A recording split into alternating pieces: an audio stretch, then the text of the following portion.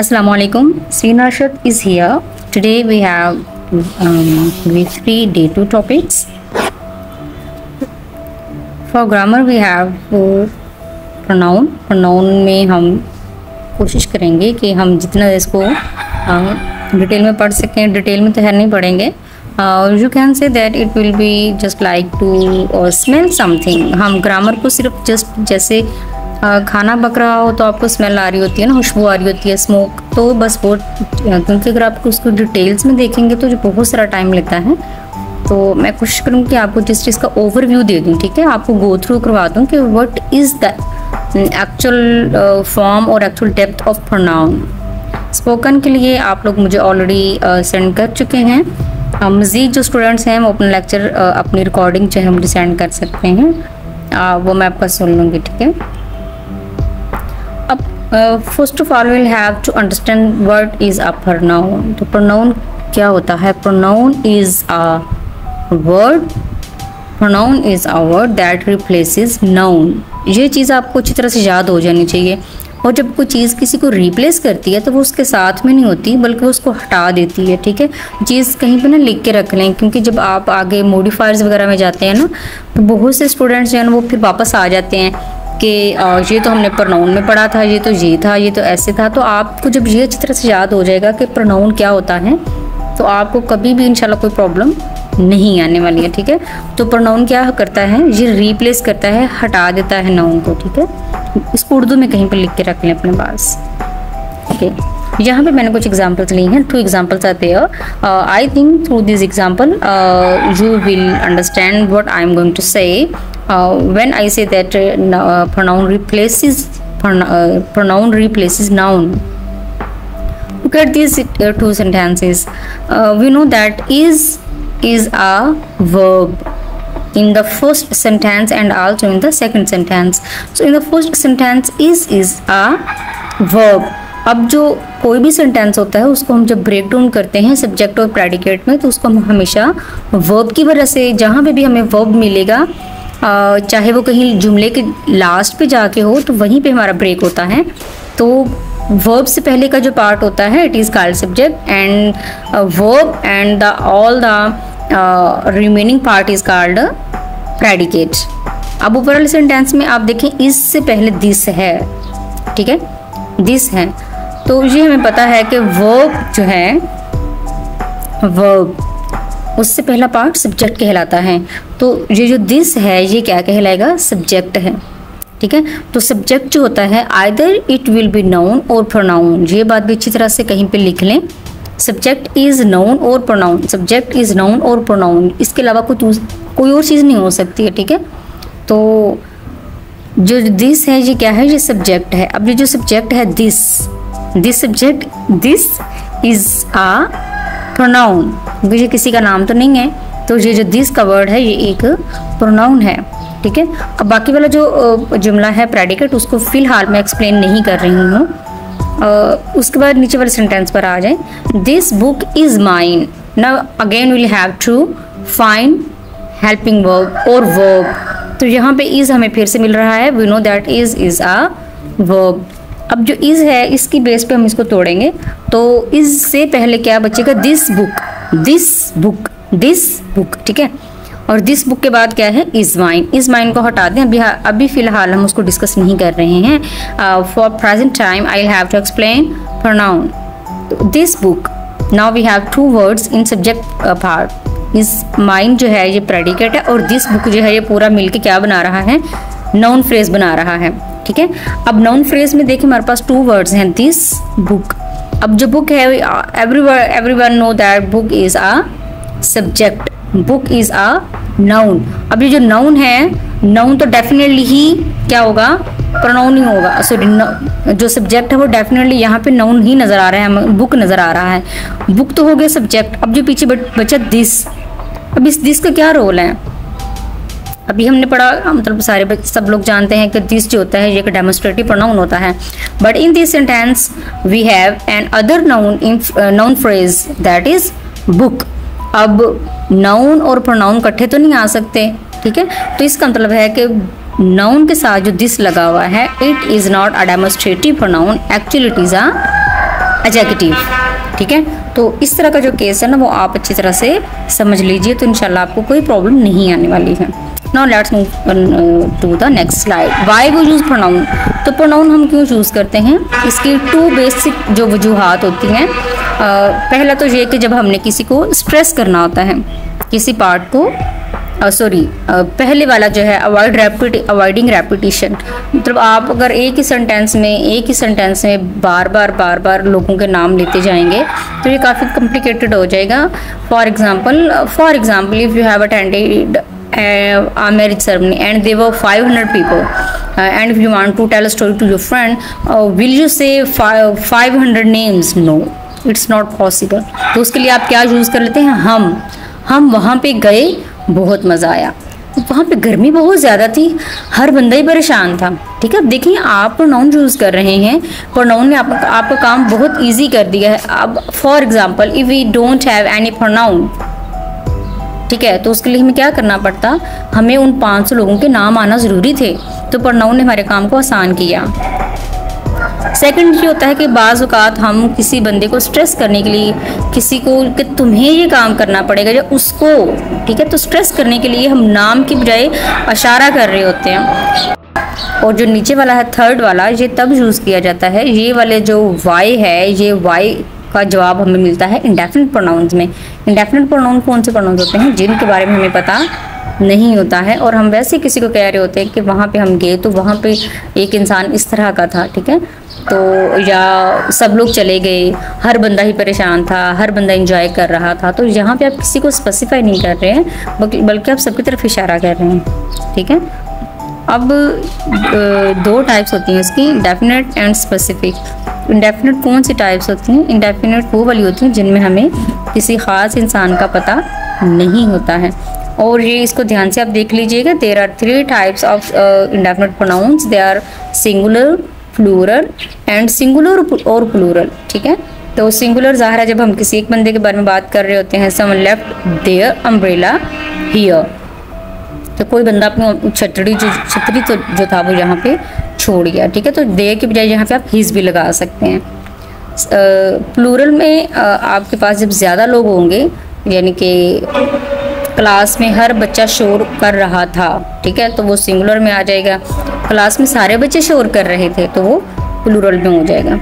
तो अब ये जो ऑल का वर्ड है ये एज सिंगुलर भी यूज़ किया और मैंने, और एज प्लूरल भी यूज़ किया, ठीक है। तो कुछ वर्ड्स हैं जो कि इस्तेमाल किए जाएंगे सिर्फ और सिंगुलर्स के लिए, कुछ इस्तेमाल किए जाएंगे सिर्फ प्लूरल्स के लिए, और कुछ वर्ड्स ऐसे होंगे जो कि आप दोनों साइड पे यूज़ कर सकते हैं, ठीक है, तो उसको हम सिंगुलर और प्लूरल भी कहते हैं। In specific pronouns we know who is the noun of this pronoun, ठीक है, हमें उसका एक्चुअल नेम भी पता होता है और हमें ये भी पता होता है कि वो मेल है फीमेल है, तो उसके लिए स्पेसिफिक ज़ाहिर नाम से पता है। ये चीज़ें आपको आई नो, क्या ये चीज़ें आपको पहले से पता है। I am just here to revise the things. अब ये इसका एक शॉर्ट सा मैंने टेबल बना लिया है। पर्सनल प्रोनाउन जो हैं, जो पर्सनल प्रोनाउंस हैं, उनमें मज़ीद 5 कैटेगरीज आ जाती हैं, तो वो मैंने यहाँ पे ऐड कर दी हैं। आई होप कि आप सबको जो टेबल आता होगा, अगर नहीं आता तो इसको कहीं लिख लीजिए। इंडेफिनिट प्रोनाउन जो हैं उनकी एक लिस्ट यहाँ पे मैंने ऐड कर दी है। इंडेफिनिट प्रोनाउन 3 किस्म के होते हैं, singular, plural and singular plural. I have added all the specific pronouns, all the possible specific pronouns, because I cannot claim that these are all the specific pronouns, but these are the possible pronouns that we use in our daily life or in our writings. Now here are some other specific pronouns. अब ये question आता है कि इनके functions क्या होते हैं, हम इनको कहाँ कहाँ यूज़ कर सकते हैं। तो जैसे हमें पता है कि प्रोनाउन क्या करते हैं, it replaces a noun, it replaces a noun. तो जब किसी को आप हटा रहे हैं, आपको उसकी जगह काम करना है, तो आपको उसके वाले सारे काम भी करने पड़ेंगे। तो almost all the works that noun does, pronoun also does. तो लेकिन नाउन और प्रोनाउन में है जो एक थोड़ा सा फ़र्क होता है, वो इंशाल्लाह मैं आपको अभी बता देती हूँ। अब एक और चीज़ जो है आप लोगों ने अक्सर पढ़ी होगी और ये पेपर्स में पूछी भी जाती है, प्रोनाउन एंटीसीडेंट एग्रीमेंट, ये क्या होता है? ठीक है, तो ये बहुत से बच्चे जो है ना ये हम बहुत सी गलती भी करते हैं पेपर्स में, और बहुत से बच्चे इसको कंफ्यूज भी हो जाते हैं लेके, but it is too much simple. ठीक है, अब पहले हम देख लें कि एंटीसीडेंट असल में होता क्या है। तो आपने बहुत टाइम ऐसा होता है कि हम किसी सेंटेंस के अंदर प्रोनाउन भी यूज़ कर रहे हैं और नाउन भी यूज़ कर रहे होते हैं। ठीक है, तो ऐसी शक्ल में जो नाउन यूज़ किया जाता है वो होता तो नाउन ही है, either it is a subject और ऑब्जेक्ट। वो सब्जेक्ट के तौर पे भी काम कर रहे हैं, ऑब्जेक्ट के तौर पे भी काम कर रहे हैं, लेकिन हम ये देखते हैं कि वो उसके अंदर मौजूद हैं। हाँ जी, मौजूद है किसी भी सेंटेंस के अंदर। तो इसका मतलब ये है कि वो जो नाउन है वो एंटीसीडेंट कहलाएगा, यानी कि वो किसकी तरफ उसके लिए जो प्रोनाउन उसके लिए यूज़ किया जाएगा उसकी वजह से इसको एंटीसीडेंट कहा जाएगा। For example, John lost his keys. ठीक है, ये एक फ्रेज ये क्लॉज है, and he couldn't find them anywhere, और वो उनको कहीं भी तलाश नहीं कर पाया। अब देखें, जॉन जो है इसमें हमारा एंटीसीडेंट है, क्योंकि जो ही का वर्ड है ये किसकी तरफ रेफर कर रहा है? एंटीसीडेंट अपने जॉन की तरफ रेफर कर रहा है। ठीक है, तो अब आगे जो देम है, फाइंड देम, ये किस तरफ रेफर कर रहा है? कीज की तरफ। तो जो कीज हैं यहाँ पे ये कॉमन नाउन है और ये एंटीसीडेंट है। ठीक है, नीचे मुझे लिखना याद नहीं रहा। Which made him very frustrated. ठीक है, अब हिम का जो वर्ड है ये दोबारा से इस्तेमाल किया गया है और ये किस तरफ इशारा कर रहा है? जॉन की तरफ। तो हिम का जो वर्ड है ये प्रोनाउन है और जॉन जो है ये एंटीसीडेंट है। I hope you got the idea, it is too much simple. इसकी 3 टाइप्स होती हैं। ठीक है, नंबर की वजह से, यानी कि आपने जब कोई प्रोनाउन यूज़ करना है तो आपने उसका जो एंटीसीडेंट है उसमें 3 किस्म की चीज़ें पाई जा सकती हैं। उसमें नंबर की वजह से चेंजिंग आ सकती है, जेंडर की वजह से या पर्सन की वजह से। ठीक है, वो हम वन बाय वन उनको देख लेते हैं। नंबर एग्रीमेंट में क्या होता है कि आपने जो एंटीसीडेंट यूज़ किया है वो प्लूरल था, antecedent was plural but you use a singular pronoun. So ऐसे केस में क्या होगा, आपका जो राइटिंग स्टाइल है वो स्पीकिंग में तो चल जाता है ना, लेकिन मेरा ये ख्याल है कि जब हम पढ़े लिखे लोग हैं तो हमारी इंग्लिश जो है, आपने जितने भी बहुत से लोग आर्गू कर रहे होते हैं कि स्पीकिंग में हम कुछ भी बोलने चल जाता है। बोलने में तो हम बुकें भी कह रहे होते हैं, चेहरे भी कह रहे होते हैं, टेबलें भी कह रहे होते हैं। ठीक है, सब कुछ चल जाता है। कापियाँ भी हम इस्तेमाल कर लेते हैं। आपने बहुत से रिडिकुलस वर्ड सुने होंगे जो कि इंग्लिश में एग्जिस्ट ही नहीं करते, लेकिन उर्दू में बल्कि पंजाबी में हमने उनकी मॉडिफिकेशन की हुई है, लेकिन वो इस्तेमाल हो रहे हैं और समझ आ रही है, स्पोकन में चल जाता है। लेकिन हम चूँकि पढ़े लिखे लोग हैं, I don't think that any one of us is less than holding a masters और BS degree. So why your English, spoken English shouldn't be like just educated people. ठीक है, चल जाता है ना, चल जाता है। ठीक है, ग्रामेरियन मानते हैं कि चल जाता है, लेकिन ये आपकी जो इंग्लिश है जितना हो पॉसिबल है आप इसको रूल्स के मुताबिक बोलें। स्टार्टिंग में आप जैसा मर्जी बोलें, लेकिन जब आप जैसे ग्रेजुअली आप इस पे अपनी हेजिटेशन पे को ओवरकम करते जाएं, काइंडली कोशिश करें कि आप इसको अकॉर्डिंग टू रूल बोलें। ठीक है, क्योंकि जितने भी पढ़े लिखे लोग हैं, अंग्रेज़ हैं चाहे, लेकिन वो भी कोशिश करते हैं कि जब वो एक ख़ास कम्युनिटी में बात कर रहे हैं तो उनकी इंग्लिश जो है वो होनी चाहिए, पढ़ी लिखी होनी चाहिए। ठीक है, the same case we have in Urdu. अब नंबर एग्रीमेंट में क्या होता है कि जो एंटीसीडेंट होता है it is in plural form but we use a singular pronoun और वाइस वर्सा। ठीक है, तो आपने काइंडली इस चीज़ का ध्यान रखना है। Second one is gender agreement. ये वाली मिस्टेक आमतौर पे हम कम ही करते हैं, लेकिन आ जाती है फिर भी। ठीक है, क्योंकि एंटीसीडेंट जो है वो हमारा मेल है या फीमेल है, but we use an opposite pronoun, तो ये केस ज़रा कम ही आता है। वो केस जो बहुत ज़्यादा परेशान करने वाला दैट इज़ पर्सन एग्रीमेंट। इसमें क्या होता है कि for example you have used first person in a phrase or in a clause, but you use second person to as pronoun। मतलब आपने एंटीसीडेंट जो था या फर्स्ट क्लॉज में जो आपने यूज़ किया प्रोनाउन जो है वो आपने यूज़ किया सेकंड, फर्स्ट और थर्ड वाला, लेकिन अगली वाली फ्रेजेस में, नेक्स्ट क्लॉजेस में आपने क्या कर दिया, आपने उससे ऑपोजिट या कोई और जो है वो आपने पर्सन इस्तेमाल कर लिया, सेकंड थर्ड या फर्स्ट सेकंड एंड थर्ड वाला जो है, यानी कि उससे रिलेटेड नहीं था वो, तो उससे क्या होगा, काफ़ी सारी प्रॉब्लम्स आती हैं। और यही प्रॉब्लम जो है ये हम बेध्यानी में लिख रहे होते हैं पेपर्स में। तो पेपर्स में फिर जो है वो ज़ाहिर जो चेकर्स होते हैं वो तो पढ़े लिखे लोग होते हैं, वो फिर उसको हाईलाइट करते जाते हैं कि इस बंदे ने यहाँ पे मिस्टेक की है। So kindly avoid these mistakes and please while you are writing your any kind of paper or test, please be sure to overcome these things. Next we have a possible list of all the pronouns, ठीक है। अब यहाँ पे देखें list of all the possible pronouns. अब इसमें जो pronoun का वर्ड है, प्रोनाउन जो है इट इज़ नाउन, अब नाउन आप कह लें, और जो पॉसिबल है ये क्या है, अब नाउन और प्रोनाउन दोनों इकट्ठे तो नहीं आ सकते ना, फॉर एग्जांपल बात कर रही हूँ, तो पॉसिबल जो है ये क्या होगा, ये एक एडजेक्टिव होगा।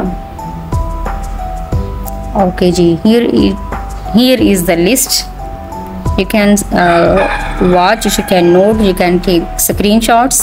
और इन चीज़ों को आप काइंडली इसका पता क्या होता है कि आप जितना ज़्यादा चीज़ों को बार बार लिखेंगे, लिखने से चीज़ें जो है ना, फॉर एग्जांपल कि अभी आप इनिशियल स्टेजेस पे हैं तो आपको चीज़ें समझ नहीं आ रही हैं, but you are writing, but you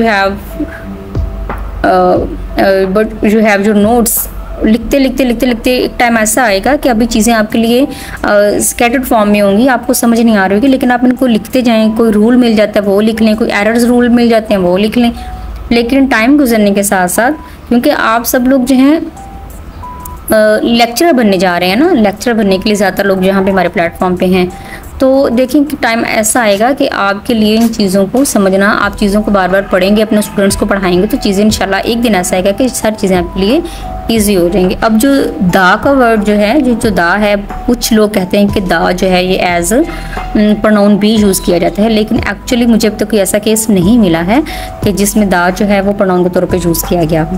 ठीक है, तो लिख दिया मैंने, अगर कहीं मॉडर्न टाइम में आके ये दा जो है ये एज प्रोनाउन डिक्लेयर हो जाए तो आपके पास ऑलरेडी मौजूद हो। और डब्ल्यू जो है इसके काफ़ी सारे केसेस है, I have collected them all. यहाँ पे जो पुराने वक्तों पे कुछ यूज़ होते थे मैंने वो भी लिख दिए हैं, और ये इस लिस्ट में मौजूद है, आपको मिल जाएगी यहाँ पे भी। Okay, I am really sorry that I have missed them. Okay, pronouns as adjectives भी होते हैं। ठीक है, प्रोनाउन एज एडजेक्टिव भी काम करते हैं। कैसे?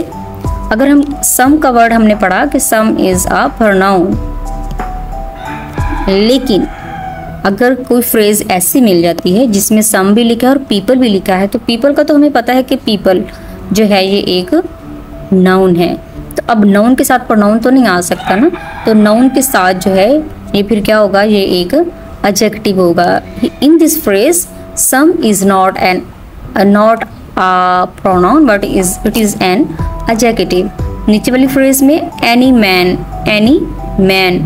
तो अब man जो है everybody know that man is a noun, so any is not a pronoun in this phrase but it is behaving as a adjective। अब नीचे वाली जो फ्रेज है इसमें देखें ज़रा, either of the team। Okay, अब जो नीचे वाले टू फ्रेजेस हैं, if I put this on your behalf, क्या आप इनको खुद से एनालाइज करें। I don't think that 40% of you can do this, क्योंकि हमें अक्सर चीज़ें जो है परेशान कर देती हैं। आइदर ऑफ द टीम, अब ये जो फर्स्ट सेंटेंस है इसमें आपको आइदर ऑफ द टीम में आइदर जो है ये क्या नज़र आ रहा है, आइदर इज इट सब्जेक्ट और adjective.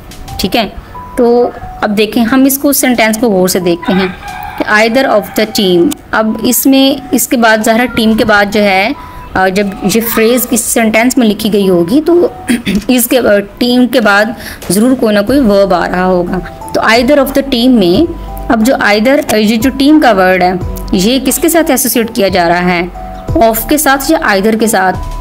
No, it's not associated with either but with of. अब जो ऑफ है हम सब जानते हैं, of is a preposition, so team is the object of preposition. Of का ये ऑब्जेक्ट है तो अब टीम चला गया ऑफ के साथ, तो पीछे क्या बचा हमारे पास, आइदर बचा। तो आइदर जो है ये क्या हो जाएगा, सब्जेक्ट हो जाएगा। आइदर सब्जेक्ट है, टीम जो है ये डायरेक्टली लिंक्ड नहीं है आइदर के साथ, इस वजह से इसको हम अलग से प्रोनाउन या अलग से हम इसको सब्जेक्ट क्लेम नहीं कर सकते हैं। तो टीम जो है ये ऑफ के साथ एसोसिएटेड है, तो आइदर इसमें एज सब्जेक्ट होगा। अब आइदर जो है फर्स्ट वाली जो एग्जांपल है, आइदर ऑफ द टीम में आइदर जो है ये सब्जेक्ट वर्क कर रहा है, एज प्रोनाउन होगा यहाँ पे। लेकिन जो सेकंड फ्रेज है आइदर टीम में, इसमें टीम हम सबको पता है कि team is a noun, team is a subject. अब नाउन दो इकट्ठे नहीं आ सकते हैं, नाउन और प्रोनाउन इकट्ठे नहीं आ सकते हैं। आइदर हमें पता है कि आइदर जो है ये एक प्रोनाउन होता है, लेकिन इस फ्रेज में ये बिहेव कर रहा है एडजेक्टिव, क्योंकि प्रोनाउन और नाउन इकट्ठे नहीं आ सकते हैं। ठीक है, तो आई होप कि आपको समझ आ गई होगी। अगर कोई नहीं समझ आई है या कोई डाउट है या कोई आप कुछ और इसको कहना चाह रहे हैं तो आप मैसेज कर सकते हैं, आप मुझे बता सकते हैं। अब डेमोस्ट्रेटिव प्रोनाउन जो है, डेमोस्ट्रेटिव प्रोनाउन भी एडजेक्टिव के तौर पे काम करते हैं। कैसे, दिस इज माई और माइन बुक। अब इनमें से कैसे हम इसको लेंगे, तो मैंने आपको बताया कि किसी भी सेंटेंस को तोड़ने के लिए will have to break down as subject and predicate, and in this sentence we have this as subject and is my और mine book as a predicate. तो अब इसमें इज माई और माइन बुक, अब इसको हम जरा ध्यान से देखते हैं।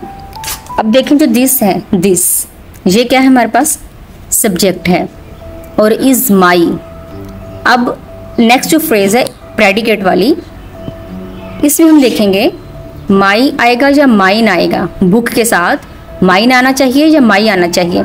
तो बुक जो है ये एक नाउन है, ये हम सबको ही पता है। अब इसके साथ माई आएगा कि माइन आएगा, तो माइन जो है ये एक प्रोनाउन है और ये कभी भी बिहेव नहीं करेगा एज एडजेक्टिव। अब पीछे बचा माई, माई जो है ये बिहेव कर सकता है एज एडजेक्टिव, लिहाजा यहाँ पे हम माइन नहीं लगाएंगे, हम यहाँ पे दिस इज माई बुक लगाएंगे। तो माइन जो है ये क्रॉस हो जाएगा, क्योंकि प्रोनाउन और नाउन कभी भी इकट्ठे नहीं आ सकते हैं। वैसे भी आप लोगों ने ये एक रट्टा लगाया होगा कि माइन जो है वो हमेशा एंड पे आता है और ये अपने साथ नाउन नहीं लेता है। तो उसकी यही वजह होती है, क्योंकि जो माइन है ये कभी भी एज एडजेक्टिव बिहेव नहीं करता है। ठीक है, अब this book is mine, this book is mine. अब जो सब्जेक्ट फ्रेज है दिस बुक, अब इसमें जो दिस है ये क्या है, ऊपर वाले सेंटेंस में दिस एज प्रोनाउन काम कर रहा था, एज सब्जेक्ट काम कर रहा था, लेकिन नीचे वाले सेंटेंस में दिस बुक, क्योंकि हमने तो वर्ब को देखना होता है ना, वर्ब की बेस पे किसी भी सेंटेंस को तोड़ा जाता है इन सब्जेक्ट एंड प्रेडिकेट। अब जो दिस बुक है, इसमें बुक जो है ये एक सब्जेक्ट है, नाउन है, नाउन के साथ कभी भी प्रोनाउन नहीं आ सकता, लिहाजा जो दिस है इस जुमले में एज एडजेक्टिव बिहेव कर रहा है। और माइंड जो अगले वाले सेंटेंस में है ये क्या है, प्रोनाउन के तौर पे काम कर रहा है। उसके बाद आ जाएगा इंटरॉक्टिव प्रोनाउन और एडजेक्टिव। इंटरॉक्टिव प्रोनाउन एज एडजेक्टिव भी काम कर सकते हैं। What a car, what a question, what a catch, इस तरह के वर्ड्स हम यूज़ करते हैं। तो देखें अब हमें लगता है कि वर्ड जो है ये इंटरॉक्टिव है, इंटरॉक्टिव प्रोनाउन है, लेकिन ये बिहेव करता है एडजेक्टिव भी। ठीक है, क्योंकि अभी हमने पढ़ा कि कार एक नाउन, कार का तो हम सबको ही पता है, it is a noun. So can we use noun and pronoun side by side? No. So here in this sentence, actually it is a sentence, complete sentence, and in this sentence word is behaving as a adjective.